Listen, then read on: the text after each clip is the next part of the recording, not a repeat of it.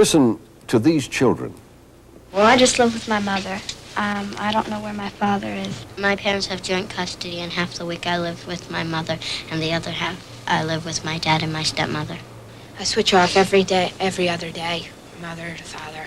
I live with my mother, not my father, and I don't know where he is. I live with my father and my stepmother.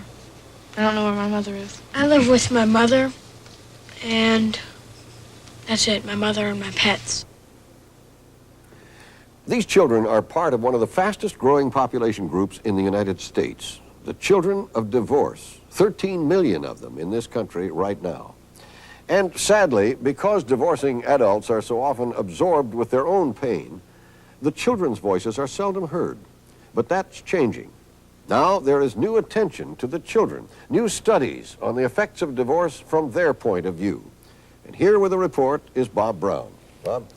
Hugh, divorce is a topic almost everyone has strong feelings about and can debate endlessly, especially if they've been through one. But we're not going to hear much from parents in this report or about who's right or who's wrong. We're going to see and hear children who often couldn't care less about the issues adults are familiar with, but who simply must try to deal with the shock when a family breaks up. Like a scattered puzzle whose pieces can't be forced back into a pattern, the family life that 3-year-old Michael has known is ending. His parents are divorcing. They have gone to a mediator to try to work out a settlement between themselves prior to their court appearance. I'm going to be talking with your mommy and daddy. We'll go back into Anne's office, all right? No! I want to stay in here. No, you're not going to be able to. But Michael, we're going to bring you back into this room. Michael is afraid of being separated from them, but he will be visited alone by a counselor who wants to watch him play. Mom and the Papa are together, huh? How Michael plays reflects how he feels. He takes figures that represent a mother and a father and a child and holds them tightly together as he wishes his own family to be. Yes. They don't leave each other, do they? They go everywhere together.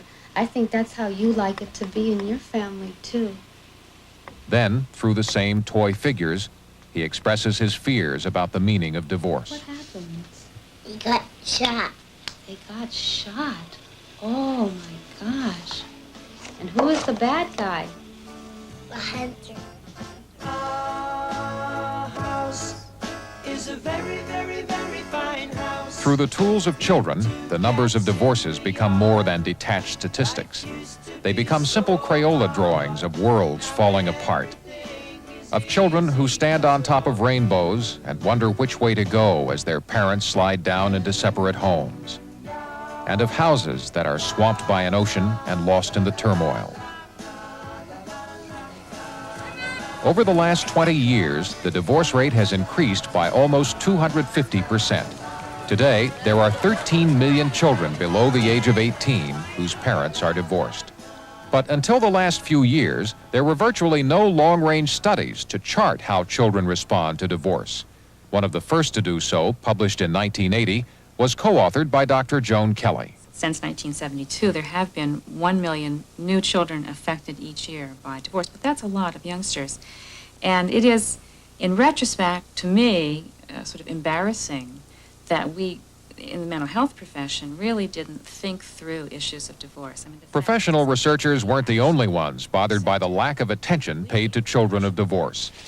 Because they felt their own reactions were either misunderstood or ignored, a group of 11 to 14-year-old students here at the Fairweather School in Cambridge, Massachusetts, wrote The Kid's Book of Divorce. In it, they included advice to other children. All kids need to know these things, they wrote. They need to know that divorcing parents don't love each other, but they still love their kids. They need to know that life may be very hard before their parents reach a settlement. They need to know where they are going to live. Among the 20 authors of the book, all in high school now, are Sarah Steele, Louis Crozier, Matthew Allison, and Heather Murphy. I came from a very rural town where not many people were divorced, and if they were, they didn't talk about it. And so I didn't really understand the subject. I didn't understand many things about life. And so by writing the book and being able to express my feelings, which is something I'd never been able to do before. I think I came out of myself and I really found out who I was. The old concepts of who the children of divorce were and what might become of them were reflected in this 1927 film titled Children of Divorce. A girl is dropped off by her mother at an American divorce colony in Paris. She is not only lonely and frightened, but as the film shows later in a disapproving view, she will grow up without morals or love, a notion that was often believed but had no basis in fact. I hate Daddy. Today, in films such as Kramer vs. Kramer, Only When I Laugh, and this recent film called Shoot the Moon, there's a more real and sympathetic view of the troubles of children, based on the research that's being done and concern for trying to explain a shattering experience in ways that speak directly to a child's questions. Why did Daddy leave us? Well, I don't think he left you. I think he left me. First, it felt totally negative that my parents weren't going to be living together. Nicky was 6 when his parents divorced. And, but then, I mean, they kept telling me that it was all probably better and everything. Though it may seem better to the adults, it seldom seems that way initially to the children.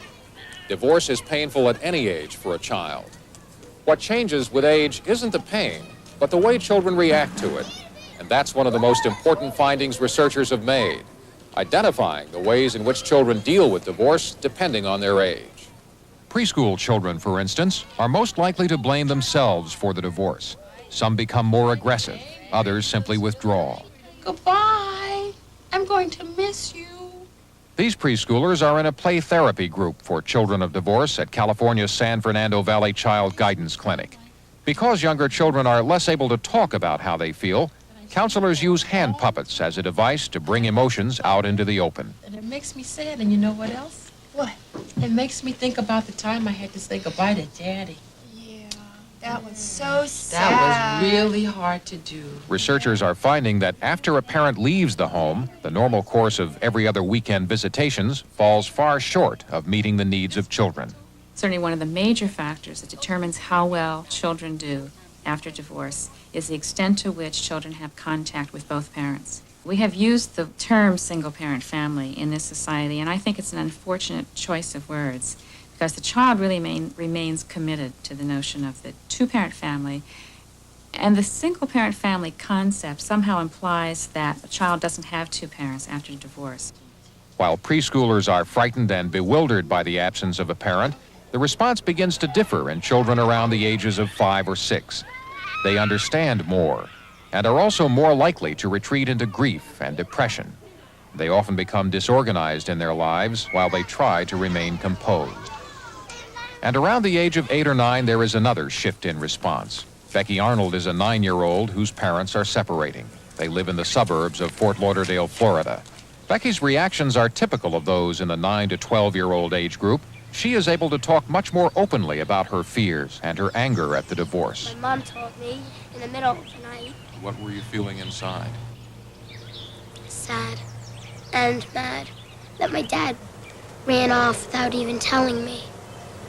I was afraid I would never see him, and he would always stay out, never come over to see me. Becky's parents represent the rule rather than the exception. Most parents find it difficult to communicate well with their children about divorce, and they may even seem to be unaware of the depth of their children's pain. I think it's very difficult for adults to be in touch with their children's feelings if they are having a very difficult time with their own feelings. Becky goes to a group in Fort Lauderdale where she can talk with other children near her age.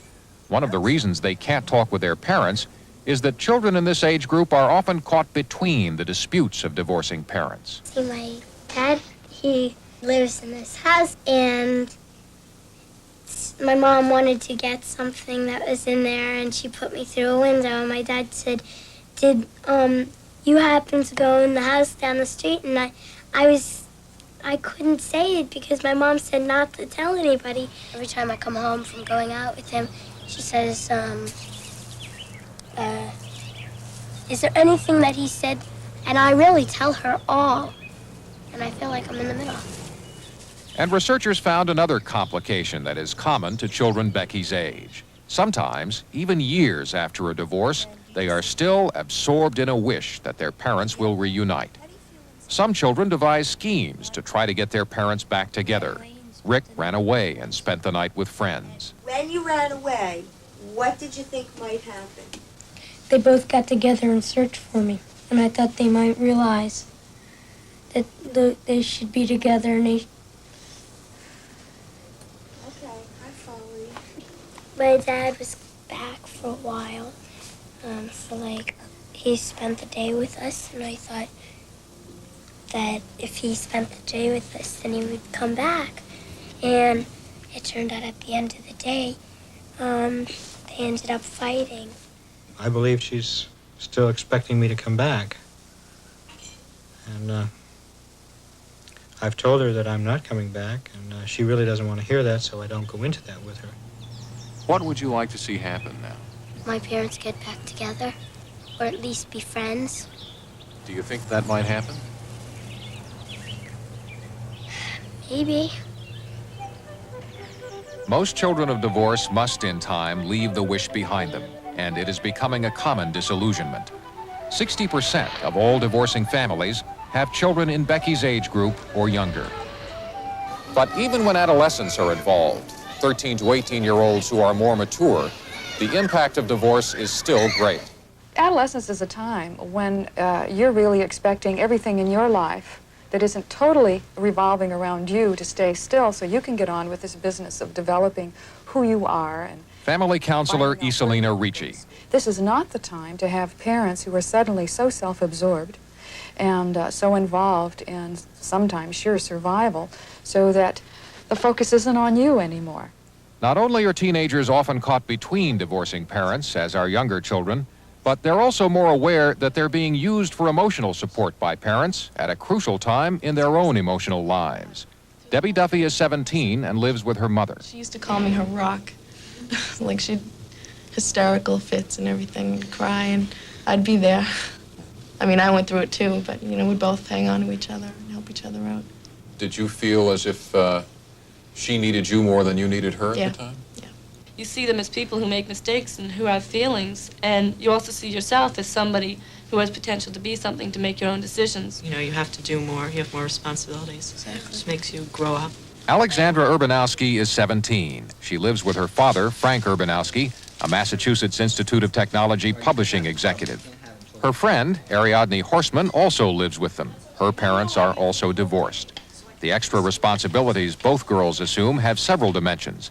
And one of the most important is learning to deal with their parents' dating at a time when they're beginning to explore their own feelings about it. So I'm probably not going to see a lot of you over the weekend. Where are you going to be? Well, I'll be out. Where? How? Where? When? Well, Who? different places. My feelings about my mother dating have changed dramatically since I was young. Because when I was really young, I was possessive of my mother, and I didn't want her to date other men. Well, any men, besides my father. And it just upset me when she went out with men. I used to be very obnoxious to the, guys she dated. We've heard. Like, once I ran a pony cart into one of her boyfriend's new Camaro. It can be a real drag to wake up in the morning, come downstairs, find somebody standing in your living room in a bathrobe that you've never seen before. But now, my feelings have changed because I like it when she dates, because I feel that she has someone to go out with and she has a companion. And there's another aspect of divorce on which teenagers seem to have a wiser perspective, but which affects all children of divorce: the weekend Santa. The parent in the house sets all the rules, and everyone sort of doesn't like that person, and the non-custodial parent is the sweetie who, buys them things and lets them stay out late, and, your mommy or daddy did that to you? Oh, I wouldn't if you lived with me. I try to avoid just having a good time because it's sort of false. You have to say what's on your mind, and if you're not feeling great, then you have to deal with that. Although a lot is being learned now about children of divorce, there are still many important things we don't know. We don't know how many children never see the parent without custody. And we don't know whether children of divorce are more likely than other children to eventually go through divorce themselves when they are married. We do know that the children wonder about those things too. I think that when I grow up, I'm going to be a lot more careful with relationships that I start, because I don't want to, don't want to have, I don't want to have to go through that myself, or if I have kids, have them have to go through it, because I know that, I mean, even though it didn't seem to bother me a lot, it's something that I wouldn't want to go through again.